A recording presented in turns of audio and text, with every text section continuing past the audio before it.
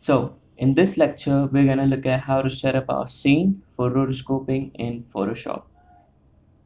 So I have this footage over here. You can see we're going to work on this footage. You can simply drag and drop this footage to here. As you can see, we have a timeline here which shows this footage. And if you don't see this, you can go onto window and select timeline. As you can see here at the bottom, you can see it's 23 frames per second.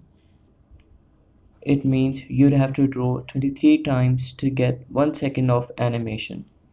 You can do this if you want a smoother animation. It's totally up to you. But we can change that by going on to here and set timeline frame rates. You can see here different frame rates. You can choose anything you want. Let's say if we choose 10 frame rates per second, then you can see here the footage. Now you'd have to draw 10 frames to get 1 second of animation. But in this course, we're going to set the frame rate to 8 frames per second. So now I'd have to draw 8 times to get 1 second of animation.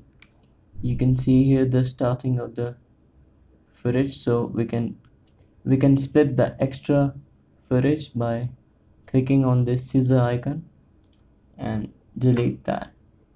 Let's do this again. So now we have set up our scene for rotoscoping, and I'll see you in the next lecture.